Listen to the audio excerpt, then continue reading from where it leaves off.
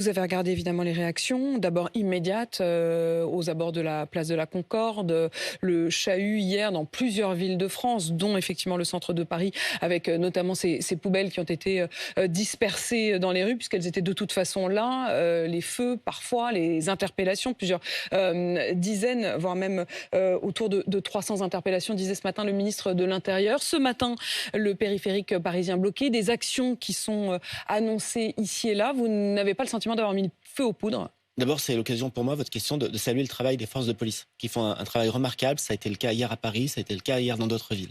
Et de dire aussi que certaines actions ne sont pas justes, finalement. Vous parlez du blocage du périph'. Mais qui est gêné par le blocage du périph'? Qui est gêné par un blocage du périph' entre 7h et 8h ou autour de 8h? Les gens qui sont dans leur voiture et qui viennent travailler. Et donc, l'expression d'opposition, l'expression de différence, c'est légitime, c'est la démocratie. Nous avons l'immense chance de vivre dans un pays où exprimer son opposition est possible, parce que nous sommes justement dans une démocratie. Mais entre l'expression d'une opposition et un blocage, il y a une différence. Et puis, si l'expression d'une opposition, c'est empêcher d'accéder à leur emploi, celles et ceux qui en ont besoin, je ne suis pas sûr que ce soit ni juste ni efficace. Si on regarde sur le fond, j'essaie de me mettre dans la peau d'Olivier Dussopt et je me dis honnêtement quel gâchis, parce que si ce texte-là, c'était pour vous le texte de l'équilibre financier, c'était pour vous le texte qui allait permettre un certain nombre d'avancées à vos yeux, il a été quand même très très très largement transformé au gré des concessions que vous avez fait à LR. Tout ça pour finalement pas avoir les voix de LR. Alors regardons quand même ce qu'il y a dans le fond. Juste une correction. Il nous a manqué des voix de LR à l'Assemblée nationale. Pas toutes, mais il nous en a manqué. Il ne nous en a pas manqué au Sénat. Le texte a été adopté au Sénat, notamment parce que la majorité sénatoriale a soutenu ce texte. Mais enfin, c'est quand même un texte de droite aujourd'hui. Non. Est-ce que vous appelez... C'est un texte nécessaire. Mais vous diriez plus que c'est un texte de gauche, comme vous disiez au début. C'est un texte équilibré. Ce que j'ai dit au début, c'est que les gouvernements sociodémocrates qui nous entourent auraient pu prendre la même réforme. Mais c'est un texte équilibré. Vous parlez de concessions.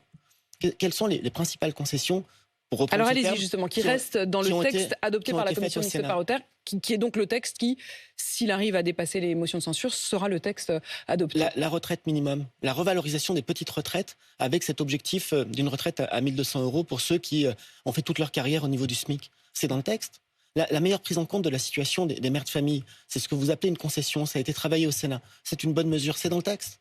La meilleure prise en compte de la pénibilité, la mise en place d'un fonds d'investissement pour prévenir l'usure professionnelle, et notamment le port de charge, les vibrations, les postures pénibles, c'est dans le texte aussi. L'index pour les seniors, c'est dans le texte. Oui, mais ça, personne n'est dupe. On a bien compris que cet index senior, c'était pour faire genre, parce qu'il va sauter au Conseil constitutionnel. Mais d'abord, ne prenons pas les décisions du Conseil constitutionnel à sa place. Vous le savez vous-même. Mais je pense que j'ai expliqué... Non, mais je trouve que c'est important de le dire quand même à ceux qui nous écoutent. Mais j'ai expliqué au Sénat que si nous avons inscrit l'index dans ce texte financier, c'est parce que les premières pénalités interviendront à la fin de l'année 2023 et qu'en ce sens, ça a un impact sur les comptes sociaux de l'année 2023. Nous verrons ce que le Conseil constitutionnel en dit, mais nous considérons que cet index, cet outil, c'est un outil parmi d'autres pour l'emploi des seniors, à sa place dans le texte. Nous avons fait, je reprends votre terme, même si je ne le partage pas, vous l'avez compris, nous avons travaillé avec le Sénat, nous avons accepté une demande du Sénat qui est de prévoir la création d'un contrat de travail spécifique pour les demandeurs d'emploi de plus de 60 ans. C'est dans le texte. Nous avons fait en sorte, toujours en travaillant avec le Sénat, que toutes les demandes que portait la majorité présidentielle à l'Assemblée nationale soient intégrées. Faciliter les rachats de trimestres pour les étudiants, pour les stagiaires, mieux protéger, mieux accompagner les sapeurs-pompiers. Arrêtons-nous un instant sur cette histoire de la facilitation des rachats de trimestres. Pardon, mais faire en sorte d'améliorer la pension de réversion pour les orphelins, faire en sorte de prendre en compte les indemnités journalières des femmes en congé maternité avant 2012 qui n'étaient pas retenues. Il y a une liste d'avancées, de points et d'amélioration du texte qui ont mais tout été au-delà des intégrés mots, au texte. j'aimerais bien savoir comment ça se traduit. Il y a cette question, vous l'évoquiez à l'instant, du rachat des trimestres. Il y a un certain nombre d'anciens apprentis qui ont commencé à travailler du coup très jeunes dans cet apprentissage, cette période de pré-travail, qui réalisent que, alors qu'ils ont commencé à bosser à 15 ans comme apprentis, ont des années, les premières années, qui ne seront pas comptabilisées, puisque quand on était apprenti avant 2014, on ne cotisait pas. Vous avez dit, et plusieurs d'entre vous de la majorité ont dit non, mais on s'engage sur cette histoire, on va faciliter le rachat. Ça veut dire quoi? Ça va leur coûter combien? Et ça va marcher comment? Alors, c'est un peu au-delà des mots. C'est un peu technique, mais si vous me laissez le temps de faire 3 phrases, j'explique. Tout l'apprentissage à partir de 2014 compte pour les retraites. C'est un des acquis de la réforme de 2013 et c'est lié aussi à la revalorisation de la rémunération des apprentis.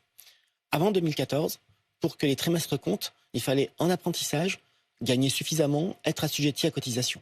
Quand on parle de trimestres d'apprentissage qui ne comptent pas aujourd'hui, on parle de personnes qui ont été apprentis il y a longtemps, à une période où soit il n'y avait pas de cotisation, soit les rémunérations liées à l'apprentissage étaient très très basses. Qu'avons-nous fait? Jusqu'à présent, lorsque vous aviez été apprenti dans ces conditions, vous pouviez racheter des trimestres, comme on peut racheter des trimestres de stage, et tout assuré, c'est peu connu, mais tout assuré peut racheter des trimestres. Ça coûte assez cher. Ça coûte assez cher. Ça veut dire quoi, assez cher? Ça veut dire que si vous rachetez vos trimestres très tard dans votre carrière, après 50 ans, après 55 Au ans, moment où on commence à se poser la question. ça peut coûter jusqu'à 4 500, 5 000 euros le trimestre. Ce n'est pas nous qui l'avons créé, c'est l'état du droit. Allez-vous améliorer cette situation? J'y viens et vous m'avez promis de me laisser les 3 phrases pour compléter. C'est plus que 3 là. C'est plus que 3, mais je déborde toujours un peu. Allez-y.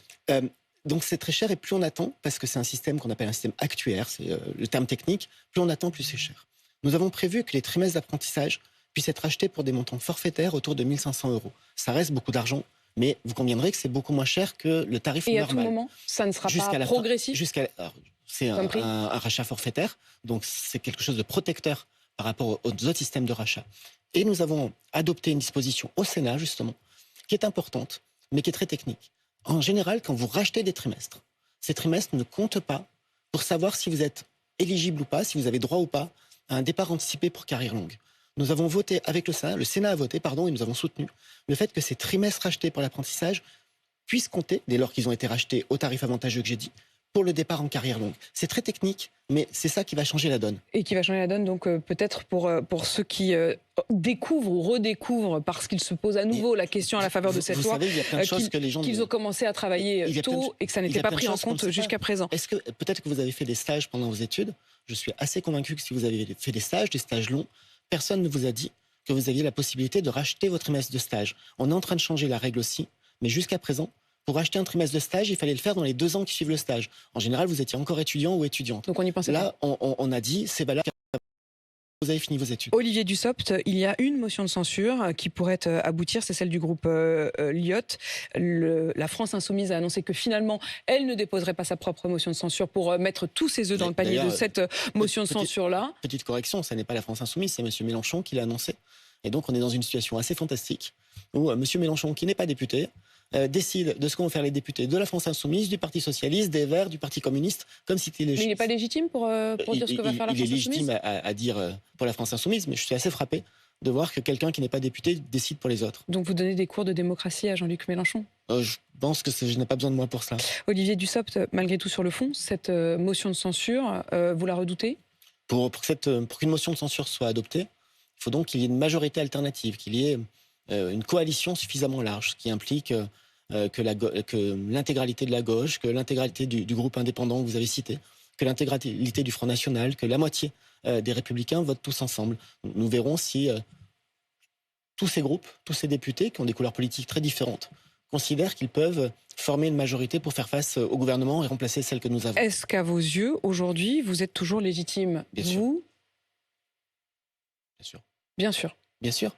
Parce que d'abord, il n'y a pas de conflit entre la légitimité du Parlement et de la démocratie représentative et la légitimité ou l'expression de la rue. Et Elisabeth Borne? Certains ont voulu jouer la rue contre le Parlement. Ce n'est pas comme ça que fonctionnent nos institutions. Elisabeth Borne, qui a d'elle-même dit qu'elle acceptait en quelque sorte le rôle de fusible. Elle a le soutien de la majorité et la confiance du président. Vous avez presque moins de doutes aujourd'hui que vous n'en aviez il y a quelques semaines? Il y a quelques semaines, nous étions au cœur d'un débat, souvent violent, âpre, difficile, mais avec la volonté d'avancer. Et aujourd'hui, nous avons un texte. Ce texte, est-ce que ce texte est bon? Nous considérons que oui. Est-ce que la situation politique pourrait être meilleure? Je considère aussi que oui, nous considérons que oui. Je ne suis pas dans un déni des difficultés. Je dis que dans un moment où les choses bougent, il faut à la fois garder son calme, être solide et garder le cap fixé par le président de la République.